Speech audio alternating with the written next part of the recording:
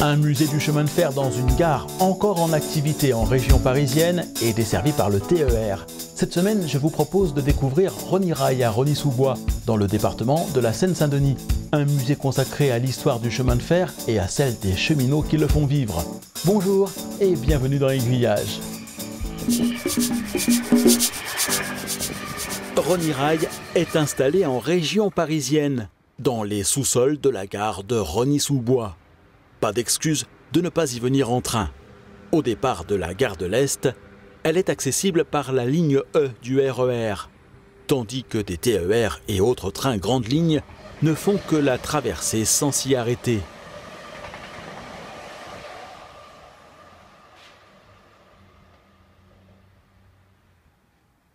Nous sommes ici sur la ligne Paris-Est-Mulhouse-Ville. Une première gare avait été construite à cet emplacement en 1856. Mais devenue trop petite, elle a été remplacée par le bâtiment que nous connaissons aujourd'hui, construit en 1912.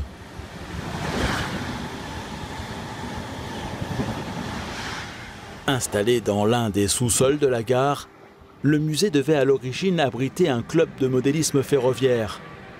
Ici, peu de matériel roulant, Rosny-Rail a surtout été envisagé comme un musée dont la vocation est de raconter la vie des cheminots et l'histoire du chemin de fer.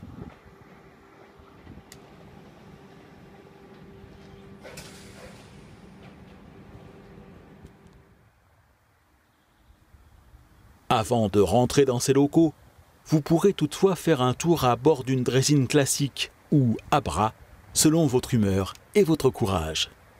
Le musée qui a été créé en 1997, il est pas tellement porté sur le matériel, il est plutôt porté sur la vie du cheminot et sur l'histoire du chemin de fer. C'est-à-dire qu'on démarre au début, les premières machines à vapeur, et on renseigne les gens pour ce qui est de tout le fonctionnement du chemin de fer, c'est-à-dire ça va du chef de gare, du lampiste, du conducteur, du mécanicien, du garde-barrière et tout ça. On explique la vie de tous les cheminots. Le musée, il présente plusieurs thèmes. On se retrouve en entrant dans une ambiance des années 20-30 avec un guichet, comme à cette époque-là. Après, on explique comment est une voie de chemin de fer, comment elle est construite. On a une autre salle qui est consacrée à la vapeur. Après, on a une autre pièce qui est consacrée à la signalisation. On a une pièce qui est consacrée, bien sûr, au TGV, un poste d'aiguillage, et on a 2 cabines de conduite. On explique la conduite d'un train, aussi bien dans une rame de banlieue reconstituée, rame Est, parce qu'ici on est sur la région Est, et on a une autre cabine de 68 000 avec son moteur. Il faut venir le voir, le moteur, il faut venir l'entendre, on vous expliquera comment il fonctionne. Il y a un petit piège.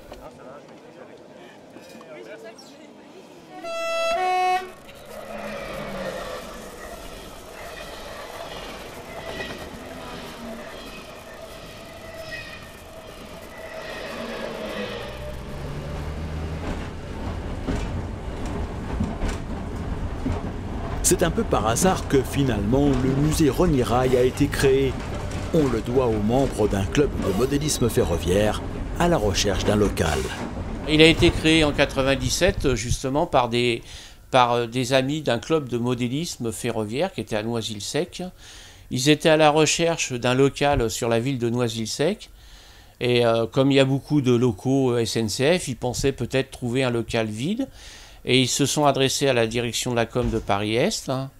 Et justement, la direction de la com de Paris-Est leur a dit on a la bagagerie, l'ancienne bagagerie de Rosny-sous-Bois. Ce serait bien pour vous, pour faire. C'est surtout un local de modélisme qu'ils cherchaient. Et quand ils sont rentrés dans ce local, qu'ils ont visité, comme c'était en même temps des collectionneurs ferroviaires, chacun avait des lampes, des casquettes, des boulons, enfin tout un tas de matériel. Ils se sont dit, ce serait bien qu'on fasse un musée. De là, création du musée. Le guichet, c'est un faux, il y a beaucoup de choses fausses dans le musée. Bon, le guichet, c'est facile à faire, c'est du bois puis des vitres. Et donc, ils ont mis leur collection. Une convention a été faite avec la direction de la com de Paris-Est, c'est-à-dire la SNCF, la ville de Rosny-sous-Bois qui a aidé financièrement le musée à ouvrir, et aussi techniquement, parce qu'il y a des peintres qui sont venus, la SNCF s'est occupée de la signalisation, la Cité du Train, le COPEF aussi qui fait partie des fondateurs, et bien sûr le musée de Noisy-le-Sec, enfin le club ferroviaire de Noisy-le-Sec.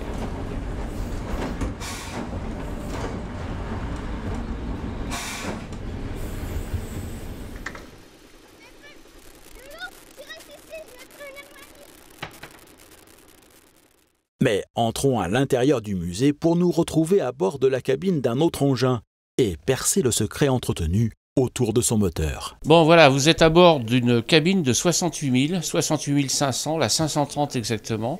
C'est une machine qui a été réformée. Nous avons récupéré la cabine de conduite à Chalindrey. Nous avons découpé la face avant de la cabine, récupéré le pupitre, les vitres, tout ce qui est intérieur, tous les agrès qui sont dans une machine. Et nous sommes depuis maintenant plusieurs années en train de refaire fonctionner cette cabine. Donc nous avons le pupitre qui est pratiquement à 80% en ordre de marche. Les deux choses qui manquent un petit peu, c'est le tacro, qui lui est en atelier actuellement, et la VACMA, la veille automatique.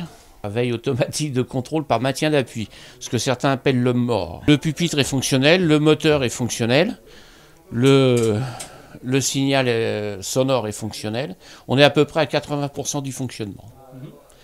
Et donc ce qui nous reste à faire, c'est le tacro. Le freinage fonctionne, fonctionne avec à 3 barres. Nous avons le frein direct, la conduite générale et le frein direct, tous les deux fonctionnent. On explique au public la mise en route d'une locomotive diesel par rapport à une machine de vapeur, bien sûr. Malgré tout, une machine diesel, ça ne démarre pas comme sa petite voiture dans son jardin. Il faut quand même à peu près une demi-heure de préparation pour une machine diesel. Le conducteur doit surveiller l'état de sa machine, même si elle a été préparée en atelier, le plein d'essence est fait, le plein de gasoil exactement. Le conducteur doit tout contrôler dans sa machine pour pouvoir partir. Il fait des contrôles de frein, contrôle de sablage, contrôle de niveau de carburant, tous les contrôles d'huile, et il contrôle tous les agrès de sécurité, les pétards, drapeaux ou autres. Et après, il peut commencer, mettre sa machine en route, et après, il peut se diriger en sortant du dépôt vers sa rame pour faire son train. Avant de faire son train, bien sûr, il passe d'abord au bureau de la feuille, où on lui remet un document avec sa fiche train, ce qu'on appelle la fiche train. Donc là, il va avoir le train qu'il doit faire, le numéro de la machine, et il va avoir ses horaires sur son train. Donc tout ceci, c'est ce qu'on explique au public, comment la vie d'un conducteur, exactement, comment ça se passe. Et le moteur, il fonctionne pour le moment. Comme je disais, il y a 80% à peu près. Ce qui manque encore, c'est le tacro et la veille automatique. Tout le reste fonctionne. La veille automatique, il y a 2 endroits où on peut la faire fonctionner, c'est-à-dire qu'au bout d'un moment, vous avez un signal sonore qui retentit en cabine. Si le conducteur ne fait rien, après vous avez un deuxième signal sonore. Donc dans ce cas-là, son train va s'arrêter.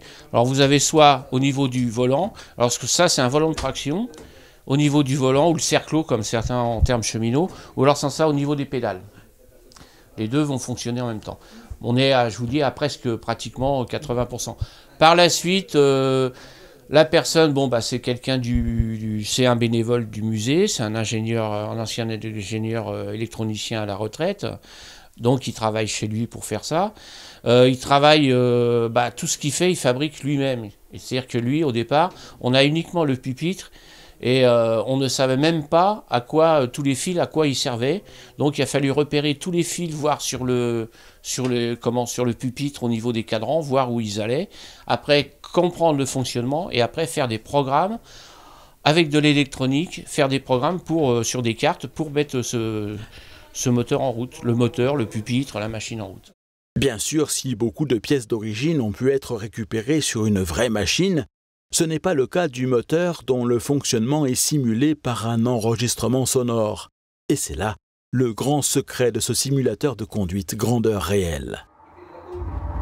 Et là, vous avez la mise en route du moteur. C'est-à-dire que là, le moteur, il fonctionne. Ici, vous avez le sens de la marche. Si on va en avant, ou alors sans ça, on refoule ou la préparation. Dans le musée, une autre cabine de conduite est installée. Elle permet quant à elle de piloter des trains qui circulent sur le réseau.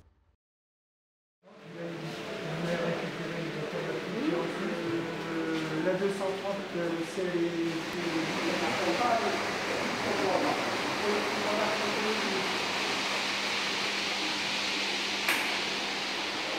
Mais comme pour l'essentiel, le musée est dédié à l'histoire du chemin de fer, arrêtons-nous dans cette pièce où sont exposées de nombreuses maquettes retraçant celle-ci.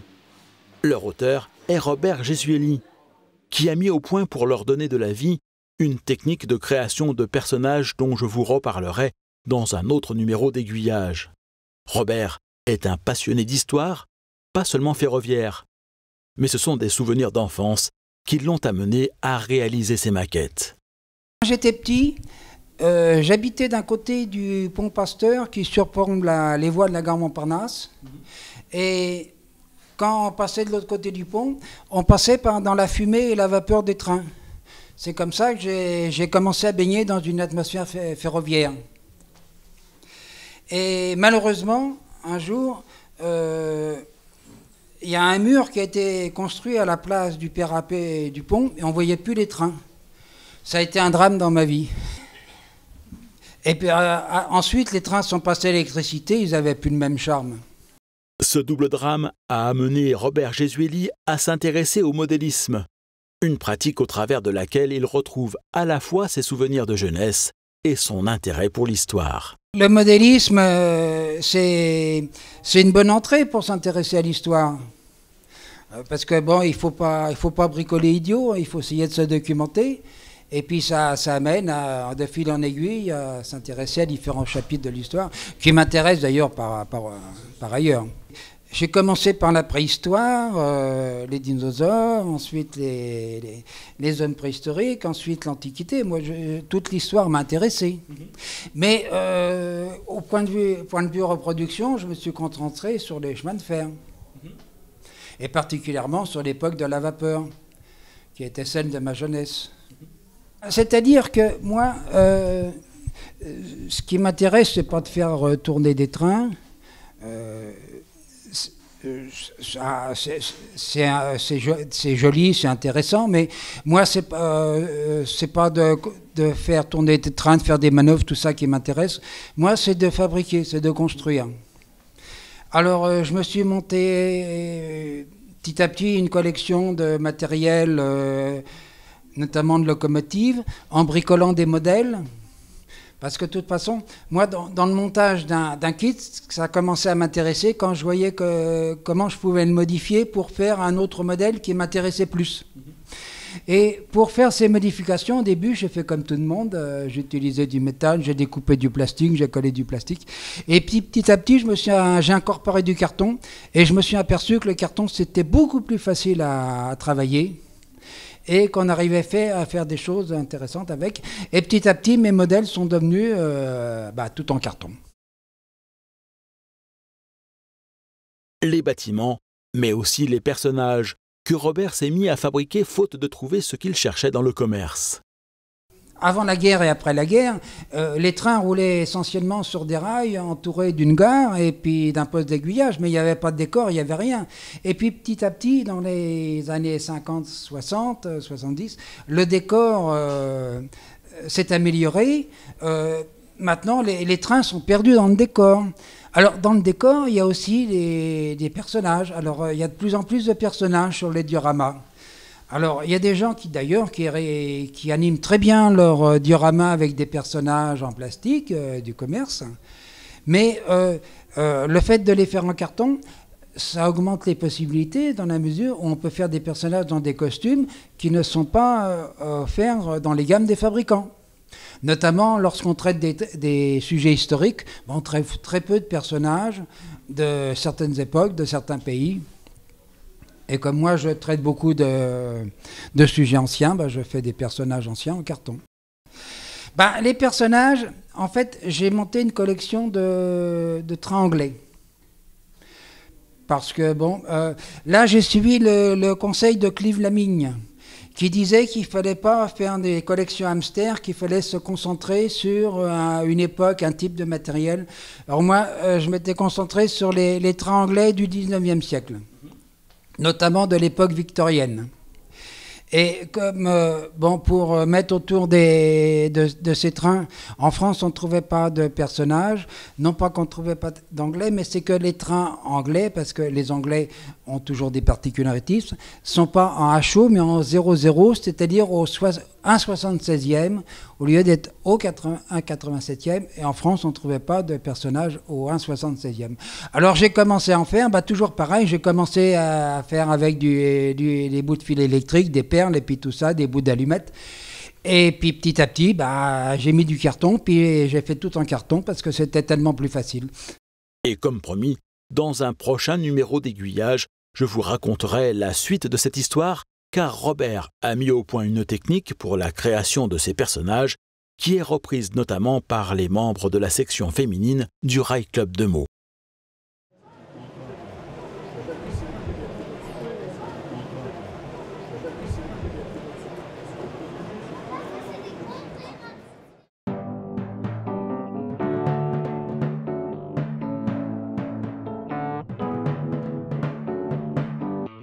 Rosny Rail est un musée qui se visite tous les samedis de 14h à 18h ou en semaine sur rendez-vous pour les groupes et les scolaires.